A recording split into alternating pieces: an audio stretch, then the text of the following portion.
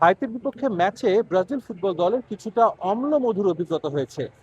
প্রথম ম্যাচ মরক্কোর বিপক্ষে ড্র করার পর ক্যারিবিয়ান দলটির বিপক্ষে জয় পেলেও ইনজুরিতে পড়েছেন দলটির অন্যতম সেরা খেলোয়াড় রাফিনিয়া। সিবিএফ এর পক্ষ থেকে জানানো হয়েছে রাফিনিয়ার হ্যামস্ট্রিং ইনজুরি হয়েছে এবং তিনি নিবিড়ভাবে পর্যবেক্ষণে আছেন এবং তার পুনর্বাসন প্রক্রিয়া এরই মধ্যে শুরু হয়েছে। তবে একটা প্রশ্ন কিন্তু সবার মনে, রাফিনিয়া কবে ফিরবেন ব্রাজিল দলে? কারণ স্কটল্যান্ডের বিপক্ষে আগামী 24 জুন ব্রাজিলের গ্রুপ পর্বের শেষ ম্যাচ রয়েছে। এরপর ব্রাজিল গ্রুপ চ্যাম্পিয়ন অথবা রানার্স আপ যেটাই হোক না কেন, এর ঠিক 5 দিন পর 29 জুন খেলবে রাউন্ড অফ 32 ম্যাচ। রাফিনিয়া ইনজুরির কারণে গ্রুপ পর্বের শেষ ম্যাচে স্কটল্যান্ডের বিপক্ষে মাঠে নামতে পারছেন না, এটা একেবারে শতভাগ নিশ্চিত। তবে সেই ম্যাচ দিয়ে কিন্তু বিশ্বকাপে এবার প্রথমবারের মতো মাঠে নামার কথা রয়েছে নেইমারের। এখন প্রশ্ন একটাই, রাফিনিয়া তবে রাউন্ড অফ 32 ম্যাচটা কি খেলতে পারবেন? চলতি মৌসুমে কিন্তু এই হ্যামস্ট্রিং ইনজুরির জন্য রাফিনিয়াকে বেশ খানিকটা সময় ভুগতে হয়েছে।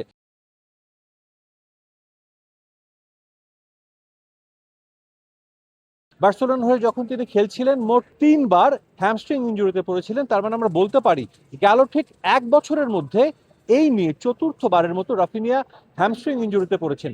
শুধু তাই না, এই হ্যামস্ট্রিং ইনজুরির জন্য তিনি প্রথম দফায় 58 দিন, দ্বিতীয় দফায় 13 দিন এবং তৃতীয় দফায় প্রায় 34 দিন মাঠের বাইরে ছিলেন। মোট 105 দিন হ্যামস্ট্রিং ইনজুরির জন্য 2025-26 মৌসুমে দলের বাইরে থাকতে হয়েছে রাফিনিয়াকে। এ সময় তিনি ব্রাজিল দল এবং তার ক্লাব বার্সেলোনার হয়ে মোট 23টি ম্যাচ মিস করেছেন। আমরা বলতেই পারি যে রাফিনিয়ার ইনজুরি হিস্ট্রি যা বলছে, হ্যামস্ট্রিং ইনজুরি থেকে তিনি দ্রুততম সময়ে যে কামব্যাক করেছেন সেটা ছিল 13 দিন।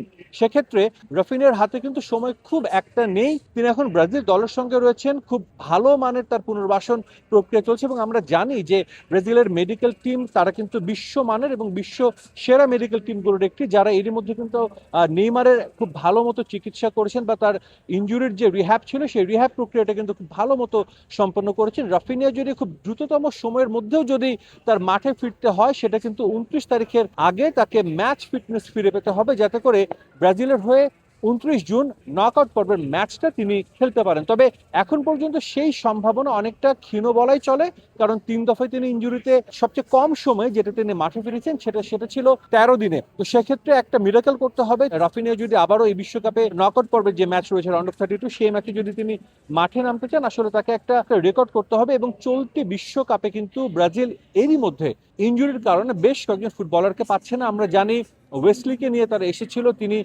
ইজিপ্টের বিপক্ষে প্রীতি ম্যাচে চোট পেয়ে বিশ্বকাপ থেকে ছিটকে গেছেন।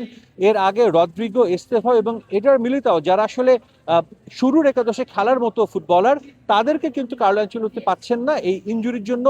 নেইমারের ইনজুরি তো পুরো বিশ্বব্যাপী সমাদৃত এবং এই মুহূর্তে এখন রাফিনিয়াকে নিয়ে নতুন করে মাথা ব্যথা হয়েছে ব্রাজিল ফুটবল দলে। তবে ব্রাজিল কিন্তু দেখছি শুরু থেকে তাদের এই ইনজুরি নিয়ে অনেক তাদের ভাবাচ্ছে এবং ইনজুরি নিয়ে তাদের একটা বড়সড় ডিল করতে হচ্ছে।